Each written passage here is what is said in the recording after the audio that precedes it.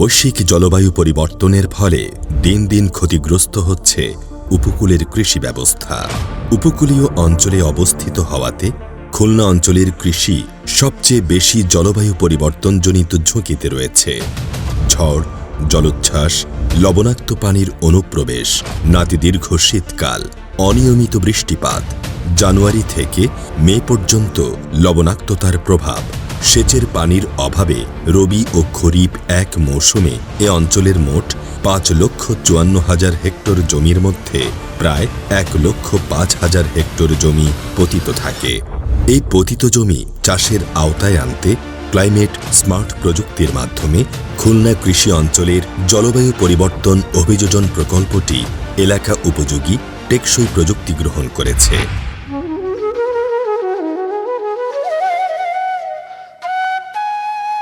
আমাদের শীতকালীন যে মৌসুম রবি মৌসুম, গ্রীষ্মকালীন মৌসুম খরিফ এক মৌসুম, এই মৌসুমগুলোতে তরমুজ সহ সূর্যমুখী, ভুট্টা এবং নানাবিধ ফসলের আবাদ করতে পারি।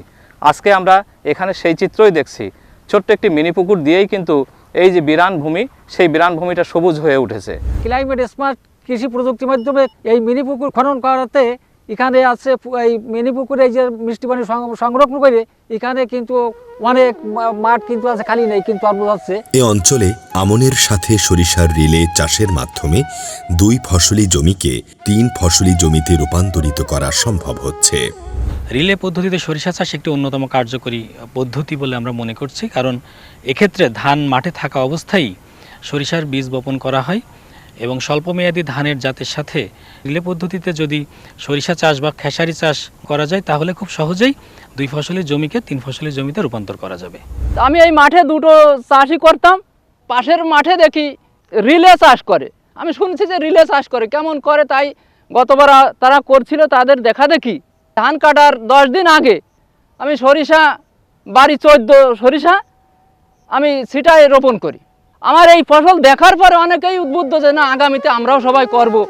দেরিতে জো আসায় এবং লবণাক্ততার প্রভাব মোকাবেলা করে বিনা চাষে ডিবলিং পদ্ধতিতে আগাম ভুট্টার বীজ বপন করে শুধুমাত্র যে জমিতে আমন হতো সেখানে বিঘা প্রতি কৃষক প্রায় 20 মণ ভুট্টা উৎপাদন করছে।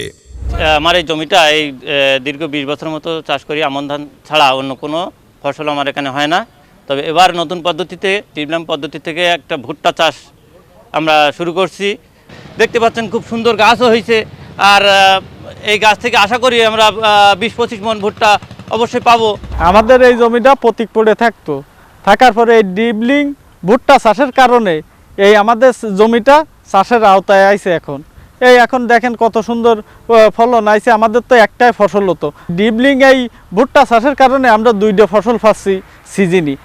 ভুট্টার সাথে আলু, পেঁয়াজ বা অন্যান্য সবজির আন্তঃফসল চাষ, আখের সাথে বেগুন বা অন্যান্য ফসলের চাষ করে কৃষকের অন্তর্বর্তীকালীন আয় হচ্ছে।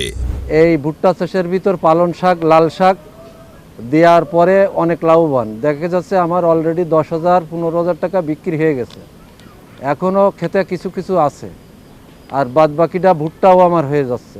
আমি আগের বছর খালি আখ করেছিলাম, তারপরের বছর আমি শসা দিছি, আমার 8-10,000 বিক্রি হয়েছে। হওয়ার পরে আমি পরে আখ আর বাগুন একসাথে দিছি। আমি এই অনেক আগেও আখ চাষ করতেছি, অনেক আগের থেকেই। এবার নতুন করে এই যে অতিরিক্ত কপি, বাঁধাকপি, এই জিনিসটা করেছি, এটা লাভজনক আমার কাছে মনে হচ্ছে। জলবায়ু পরিবর্তনের অভিঘাত মোকাবেলা করে পলিমাল্চ ব্যবহারের মাধ্যমে শুষ্ক মৌসুমে সেচের পানি সাশ্রয় করে লবণাক্ততার প্রভাব কমিয়ে অল্প ব্যয়ে কৃষক উচ্চমূল্যের ফসল আবাদ করছে। বাংলাদেশের দক্ষিণের একটা জেলা বাগেরহাট, এবং এখানে সবচেয়ে বড় যে সমস্যা লবণাক্ততা এবং প্রাকৃতিক দুর্যোগ। তো এই লবণাক্ততা প্রতিকূলতা কাটিয়ে ওঠার জন্য এই এলাকার একটি জনপ্রিয় প্রকল্প সিসিএপি প্রকল্প। এই প্রকল্পের আওতায় আমরা অত্র কৃষককে একটা প্রদর্শনী দিই পলিমালচের মাধ্যমে উচ্চমূল্যের সবজি হিসেবে বেগুন চাষ। আমি দীর্ঘদিন যাবত এই বেগুন চাষ করি, কিন্তু এইভাবে ফসল ভালো হয় না, কেন ঘাসে ব্যাপক ক্ষতি হয়ে যায়। কিন্তু কৃষি অফিস থেকে আমার এবছর এই পলিমাছ দিয়েছে, তাতে করে মোটামুটি ভালো ফল পাওয়া যাচ্ছে, যে কোনো ঘাস নেই জমিতে এবং চাষ ওই কোপানো লেগতেছে না এবং সার খরচ অনেক বেশি গেছে। মালচিং পেপার দিয়ে চাষ করার যে সুফল তা আমি অলরেডি ইতিমধ্যে পাচ্ছি। আমার পানি খরচ অনেক কম হয়েছে এবং এখানে নিড়ানি যেটা আগাছার জন্য আমার দেওয়া লাগে, সেই আগাছা এখানে তো নাই, কিন্তু সামনের যে জমিটা মালচিং ছাড়া আমি করেছি সেটা আমার প্রায় 15,000 টাকার মতো বাড়তি আগাছা নিড়ানোর জন্য খরচ হয়েছে। এবং আপনারা হয়তো দেখবেন যে এখানকার ফলগুলো বেশ সুপুষ্ট, একদম পুষ্ট হয়েছে। মালচিং পদ্ধতি বর্তমানে বেস্ট একটা উপায়। সেচের পানির অভাবে এ অঞ্চলের যেসব জায়গায় কোনো প্রকার ফসল আবাদের সুযোগ ছিল না, সেখানে রাস্তার পাশে বড় পিট খননের মাধ্যমে দেবহাটা ও দাকুপ এলাকার কয়েক শত একর জমি চাষের আওতায় নিয়ে আসা সম্ভব হচ্ছে। এই জায়গাটা আগে পতিত থাকতো, এখানে পানির অভাবে ফসল তেমন হইতো না, 2-1 বিঘা জমি এখানে চাষাবাদ হতো। এখন এই যে খালটা খননের পরে দ্রুত পানিটা বিলের সরে গেছে, যার কারণে আমাদের চাষের উপযুক্ত হয়েছে। আমরা যেটা দেখলাম এখানে এই বড়পিট খনন করার ফলে এই যে কৃষকরা আবাদ করছে এবং এর ফলে যে অর্থনৈতিক যে একটা ভ্যালু, যদি আমরা টাকাতে একটু চিন্তা করি, প্রায় 65 থেকে 70 লাখ টাকার মতো এখান থেকে কিন্তু আয় করতে পারবে। বর্ষাকালে খুলনা, সাতক্ষীরা এবং বাগেরহাট জেলায় অনেক অপরিকল্পিত ঘেরে পানি নিষ্কাশনের ব্যবস্থা না থাকায় জলাবদ্ধতা তৈরি হয়। আমি যেখানে দাঁড়িয়ে আছি এইটা হচ্ছে আমাদের সেই দীর্ঘদিনের আশা, সেই ড্রেন, যে ড্রেন আমাদের দীর্ঘ বছরের দাবি। দীর্ঘ 20 বছরের অধিক আমরা এই ড্রেনের অপেক্ষায় ছিলাম।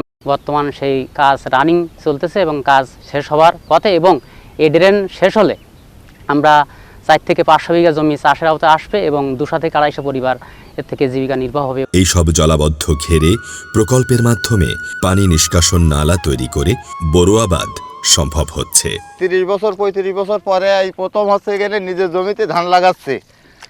বাংলাদেশ সরকারের হচ্ছে এখানে উদ্যোগে আমরা নিজের জমিতে ধান লাগাতে পারছি এবং নিজের হচ্ছে চাষের ধান নিজেরা হচ্ছে এখানে খেতে পারবো। আমাদের মতন খুশি আর হচ্ছে এখানে বাংলাদেশে আর কেউ আছে কি না বলতে পারবো না। পানি নিষ্কাশনের ব্যবস্থা হওয়ার থেকে আমাদের যে স্বপ্ন পূরণ হয়েছে, আজীবন আমরা হচ্ছে এখানে বাংলাদেশ সরকারের প্রতি কৃতজ্ঞ থাকব। আমরা এখন দাঁড়িয়ে আছি দেবহাটার পারুলি ইউনিয়নের চারকোনি গ্রামে। এখানে প্রায় 400 থেকে 500 বিঘা জমিতে অপরিকল্পিত ঘেরে পানি নিষ্কাশন করার অভাবে এখানে কোনো বুড়ো আবাদ হয় নাই। আমরা দেখেছি এবছর যে কৃষকের এই দুঃখ কষ্ট লাঘবে এই যে নিষ্কাশন নালা তৈরি করার ফলে যথাসময়ে কৃষক পানি নিষ্কাশন করতে পেরেছে এবং এই 24 থেকে 25 বছর পরে এখানে বোরো আবাদ করতে পেরে কৃষকের মুখে হাসি ফুটেছে। আমরা আমাদের এই প্রকল্পের মাধ্যমে আমরা এই প্রচেষ্টাকে অব্যাহত রাখতে চাই, এই অঞ্চলের কৃষির অগ্রযাত্রাকে অব্যাহত রাখতে চাই। দক্ষিণ অঞ্চল আমরা জানি সবচেয়ে চ্যালেঞ্জিং এলাকা। এখানে লবণাক্ততা, ঘূর্ণিঝড়, জলোচ্ছ্বাস এই বিষয়গুলি হয়ে থাকে এবং যার পরিপ্রেক্ষিতে আমরা এই ধরনের অ্যাডাপ্টেবল অর্থাৎ অভিযোজন সম্পূর্ণ কৌশলগুলি ব্যবহার করে খাল পুনঃখনন, ছোট ছোট পুকুর যেটা মিনি পুকুর খনন, বৃষ্টির পানি ধারণ, বড়পিট তৈরি করে পানি সরবরাহ ব্যবস্থা সুগম করা এবং সোলার সিস্টেম, ড্রিপ ইরিগেশন, এই বিষয়গুলিকে অ্যাড্রেস করেই জলবায়ু পরিবর্তনের জন্য যে সমস্যাগুলি হয়েছে সেইটা মোকাবেলা করে অভিযোজন করে আমাদের এই কাজগুলি হচ্ছে। উল্লেখিত চাষাবাদ প্রযুক্তিগুলি সাধারণ কৃষকদের কাছে অনেক ক্ষেত্রে নতুন পদ্ধতি। এ সকল ফসল চাষের আধুনিক প্রযুক্তি ও কলা কৌশলের সাথে কৃষকদেরকে পরিচয় করিয়ে তাদেরকে দক্ষ করে গড়ে তোলার ফলে এ অঞ্চলের পিছিয়ে পড়া কৃষকদের জন্য নতুন নতুন সুযোগ তৈরি হয়েছে। অমৌসুমে উচ্চমূল্যের সবজি চাষ এবং পতিত জমিতে চাষাবাদে আগ্রহী করে তোলার জন্য এ প্রকল্প কৃষকদের মাঝে সাড়া ফেলেছে।